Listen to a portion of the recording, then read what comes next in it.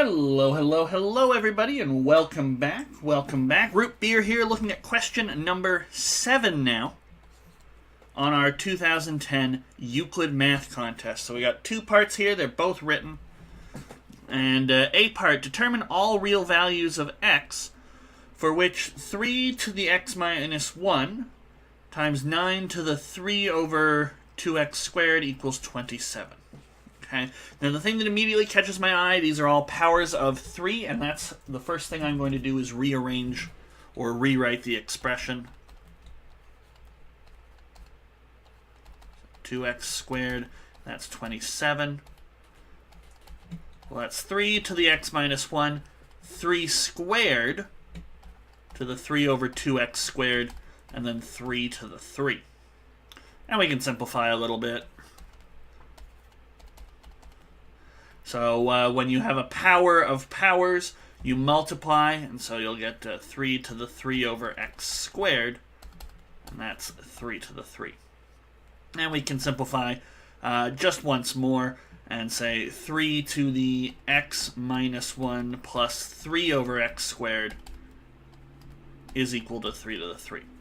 Okay, so the nice thing about powers is that if you've got the same base, powers of the same base that are equal, you're going to have the same exponent equal. This is because exponential functions are 1 to 1. They pass what's called the horizontal line test. They have inverses, however you want to view it. If you're comfortable with logarithms, you can take the log base 3 of both sides, but either way, it doesn't take too much to conclude, okay, the power on one side has got to be equal to the power on the other side. So now what looked like a very weird exponent expression is sort of a polynomial, and we can multiply both sides by x squared here. That never hurts. However, we will have to be careful. In order for this expression here to be defined, we'll have to be on the lookout and make sure x equals 0 is not one of our potential solutions. So those are little things you have to watch out for. But we multiply, and we could say that, multiply by x squared. You'll get x cubed minus x squared plus 3 is equal to 3x squared. Rearrange that and say x cubed minus 4x squared plus 3 is equal to 0. So I want to find x's that solve this, and the challenge is, well, how do I do it? It's a cubic expression, not, say, a quadratic. If it was quadratic, we'd use the quadratic formula. We'd be very comfortable with it. So with a cubic, we sort of have to play around with it, unless you're someone who happens to have the cubic formula memorized. And there is one, it's just not a very useful one, and I don't have it memorized. So I have to try and do this some other way. And usually this means looking for other nice, rational, or sort of factors that just jump out at me. And I always try and say, well, do we have a constant term? Because if you have no constant term, x is a factor. Well, we've got a constant term, rats.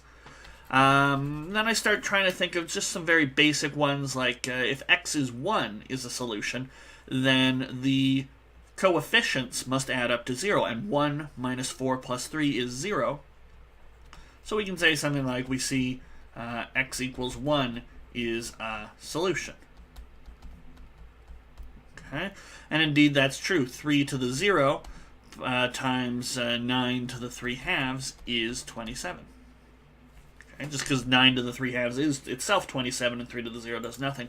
But this means we can factor our cubic into a quadratic. So 4x squared plus 3 equals 0, so we can take out the x minus 1. So dividing x cubed by x, you will get an x squared here. Dividing 3 by negative 1, you'll get a negative 3 here. And then what goes in the middle? Well, we get negative 1 times x gives me a negative x squared. Or sorry, negative 1 times x squared gives me a negative x squared. I need at least 3 more. So we should have a minus 3x here. Because then these two will pick up the slack and give me the rest of my minus 3x squareds. And you can double check that it does all sort itself out. And this really is the factorization. Okay, so 1 is a solution. What are the other possibilities? Well, now that we've got a cubic, or not a cubic, now that we've got a quadratic, we can use the quadratic formula. Or if you see a way to factor this, but I really don't think there's going to be one. So let's say use a quadratic formula.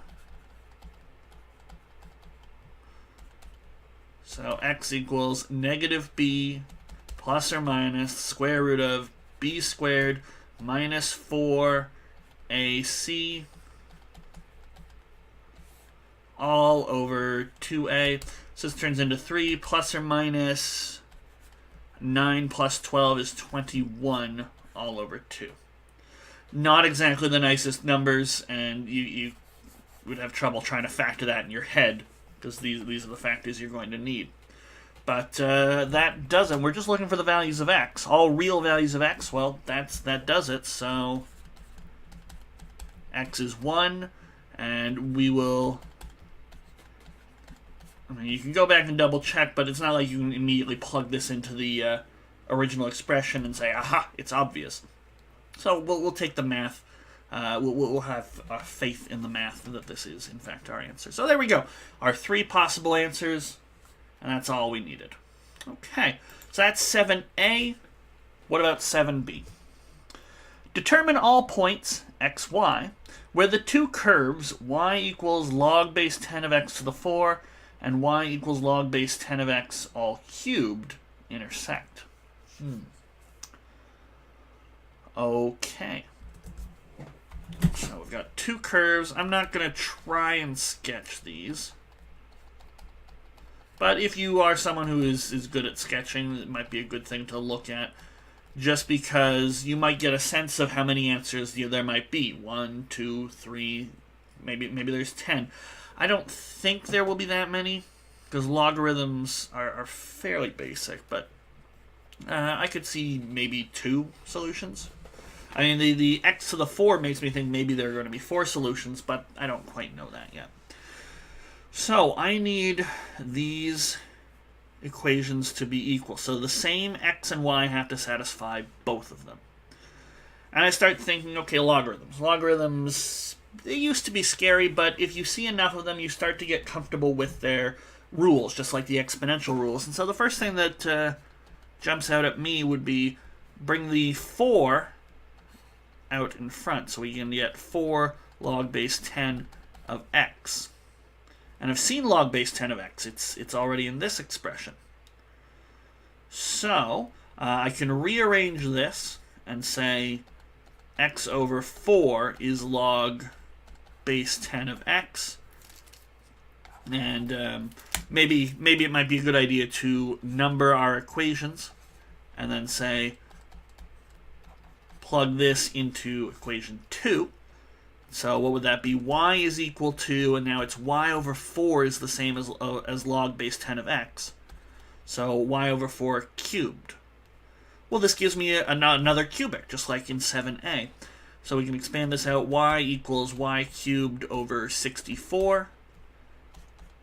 Y cubed minus 64y equals 0. Okay, so now just factor this, and we'll get y times y minus 64 is equal to 0. Take out a factor of y, and we can even say y minus 8, y plus 8 by difference of squares. And if you want to, write difference of squares, but most people who are marking know what that is. Actually, I'll go ahead and say all people who are marking know what that is. So you don't have to. It's okay, we factored it. So potentially, or I'll say possibly, y equals 0, negative 8, 8. Now, even if all of these are possible, we're not done because we want all pairs x, y. But you have to be careful sometimes. For example, can the log of 10 really be a negative number? Could it really be 0? Now, these are true, but you have to be careful around logarithms in a way that I find most people aren't. So you get things like, if we do all this work and we get x has to be equal to negative 4, you might say, negative 4 and 0, that's a fine point, but negative 4 isn't allowed to go into logarithms. Logarithms can't be done for a negative number, and that's something you need to be aware of. So anytime I see a logarithm question, I'm always just a little bit wary of my solutions, and I make sure to double check them. extra special. Okay, but for each of these y's, let's see what x's we get. Maybe many x's, maybe few x's, and maybe x's that just don't make sense. So if y is 0, well, 0 needs to be equal to 4 log base 10 of x. So 0 is log base 10 of x, and that works out just fine. X will be 1, and that's the only one that does that. How about 8 is 4 log base 10 of x? Well, that would tell me that 2 is log base 10 of x. And you have to be comfortable rearranging logarithm expressions. The base here becomes a base here, and you rearrange it like so. The 2 becomes an exponent, the x becomes the value.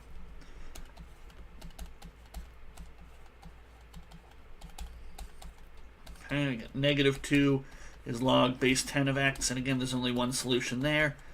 10 to the negative 2, or 1/100th.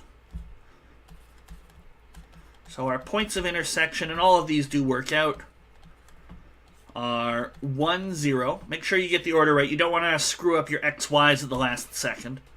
108. And finally, 1 over 100 and negative 8.